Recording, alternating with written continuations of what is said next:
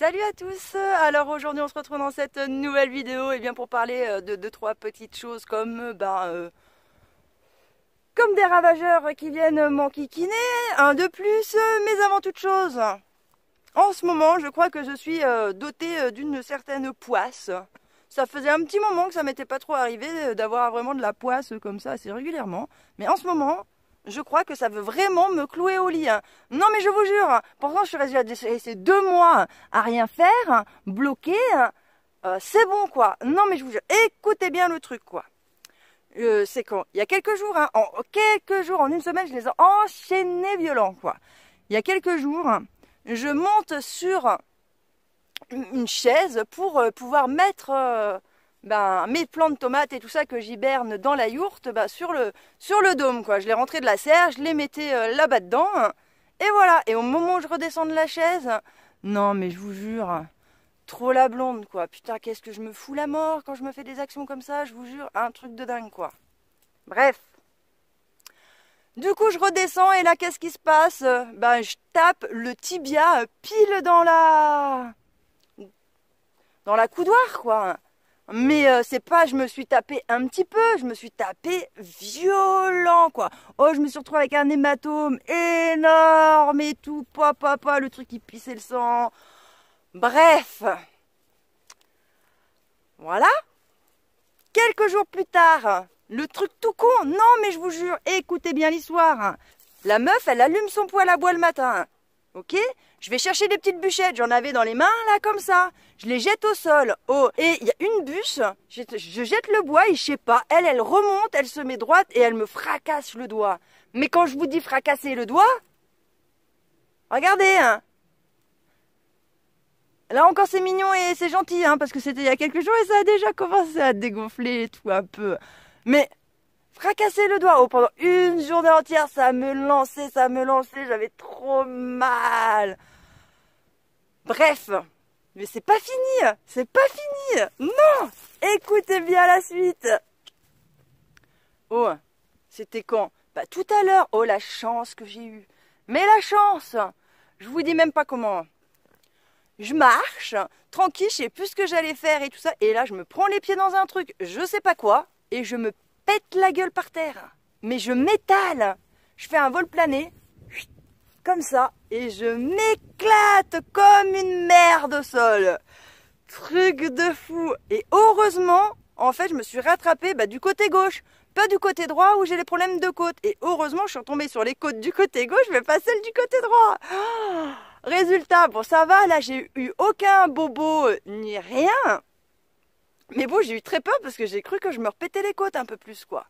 Donc, en ce moment, j'ai plutôt intérêt d'être vigilante. Je sais pas si c'est le destin qui me dit Vénus, on t'a dit de rester couché. On t'a dit, reste couché. Ou aussi, il faut vraiment que je fasse gaffe parce que j'ai l'impression que ça veut m'emmener à l'hôpital tout ça. Hein. Non mais bon, bref, à la base, j'étais pas partie pour vous raconter mes péripéties, mais j'étais partie pour vous raconter comme quoi, ça y est, je vais vous montrer, j'ai une taupe qui s'est pointée dans mon potager. Alors ça, c'est pareil que les campagnols, je savais que j'en avais, ils se baladaient un petit peu au loin là-bas, j'en avais déjà vu, mais j'en avais jamais eu dans la zone du potager. Et ben voilà, c'est chose faite, la saison elle a même pas encore commencé que ça y est, ça commence déjà chez eux. Hein. Bref, alors voilà, le joli petit monticule de la petite taupe. Donc bon, pour l'instant, je n'en ai vu qu'un seul. Donc j'espère que ça va le faire. Mais bon, je sais pas ce qu'il y a à ce niveau-là, sur cette parcelle-là et tout, parce que c'était déjà là où j'avais les campagnols qui étaient venus foutre le bordel. Ils zonent un peu dans ce coin-là, hein, puisque regardez, les chiens ont fait un trou ici. Mais ils zonent un peu moins Ils zonent moins, par contre, ils zonent pas là-bas. C'est marrant, hein. Et donc, là, comme vous pouvez voir aussi, j'en profite pour vous montrer que, là, c'était de l'engrais vert, j'avais mis, c'était de la moutarde. Et donc, la moutarde, c'est Gélis à -7. -6 même, -6. Et du coup, chez moi, cette année, comme j'ai un hiver doux, j'ai eu quelques pointes où j'ai eu du -7, mais sinon, ça reste plutôt gentil et mignon, c'est du -4, -5, voilà.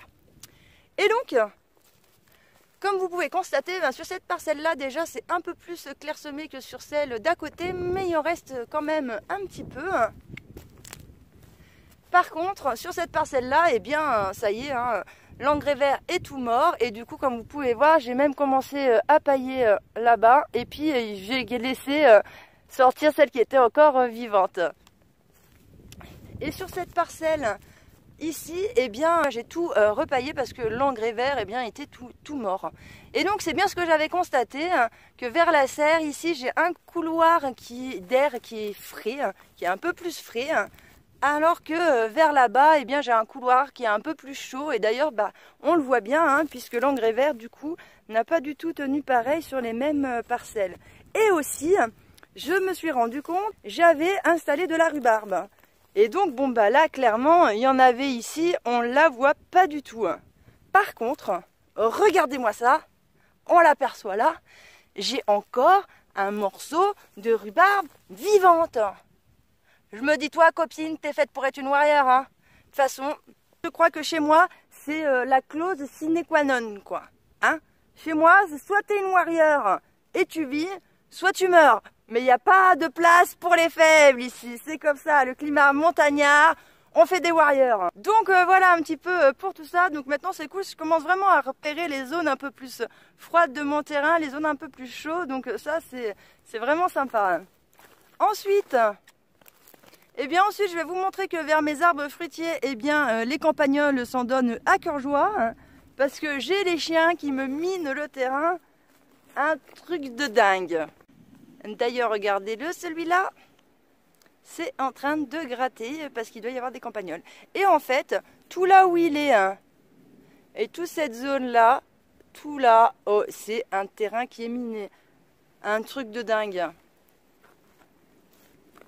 Et donc, je me dis, ça zone, Regardez, là, j'ai un pommier, et c'est venu gratter, là, il y a eu un trou, donc je sais que ça zone. Pour l'instant, ça a l'air plutôt de zoner assez loin des fruitiers, quoi, mis à part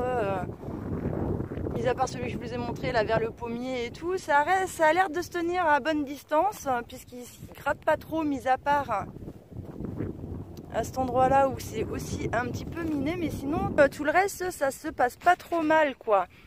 Alors j'espère sincèrement que le tourteau de ricin va faire son effet et que j'aurai pas trop de pertes à ce niveau-là. Ma foi, de toute façon, on sera bientôt fixé, le printemps sera bientôt là et donc nous pourrons suivre l'évolution un petit peu ensemble. Voilà, écoutez, je pense que c'était tout ce que je voulais partager aujourd'hui avec vous. Je vous remercie de m'avoir écouté et je vous dis à bientôt dans une prochaine vidéo.